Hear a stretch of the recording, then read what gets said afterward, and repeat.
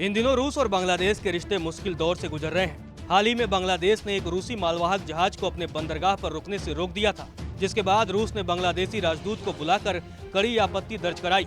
दरअसल पिछले साल नवंबर में एक रूसी जहाज उर्सा मेजर स्पार्टा 3 बांग्लादेश के रूपपुर न्यूक्लियर पावर स्टेशन के लिए डिवाइसेज लेकर रूस से रवाना हुआ था। ये जहाज दिसंबर में बंगाल की खाड़ी में पहुंचा, लेकिन यूक्रेन युद्ध के कारण अमेरिका ने 69 रूसी जहाजों को लेकर पाबंदी का ऐलान कर दिया, जिसमें उसरा मेजर भी शामिल था। इसी कारण से बांग्लादेश ने इस जहाज को मोंगला बंदरगाह पर ठहरने की इजाजत नहीं दी। इसके बाद रूसी जहाज सामान के साथ बांग्लादेशी जल सीमा के बाहर से भारत के हल्दिया बंदरगाह पहुंचा और सामान उतारा। तब भारत ने कहा था कि वो संयुक्त राष्ट्र के प्रतिबंधों को छोड़कर किसी भी अन्य देश के प्रतिबंधों को नहीं मानता।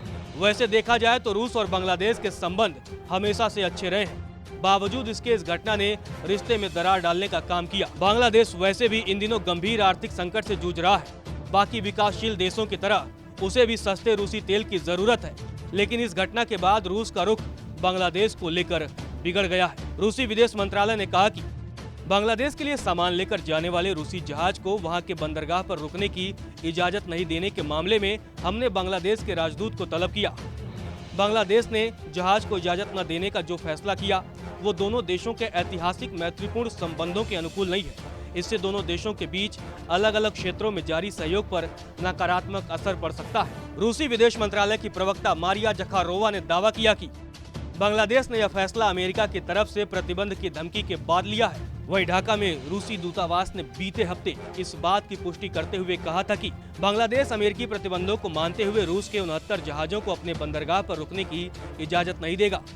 हालांकि इस बीच रूसी विदेश मंत्रालय की एक और प्रवक्ता ने रूस और बांग्लादेश की दोस्ती पर जोर देते हुए कहा कि रूस बांग्लादेश का परखा हुआ दोस्त है। बांग्लादेश को अंतर्राष्ट्रीय स्तर पर मान्यता दिलाने में रूस की मुख्य भूमिका रही है। बांग्लादेश के स्वतंत्रता संग्राम के दौरान जब संयुक्त राष्ट्र में प्रस्ताव आया था, उस वक्त रूस ने बांग्लादेश का समर्थन किया था। लेकिन मुझे नहीं लगता कि जहाज को अनुमति न देने को लेकर दोनों देशों के रिश्तों पर कोई असर पड़ेगा।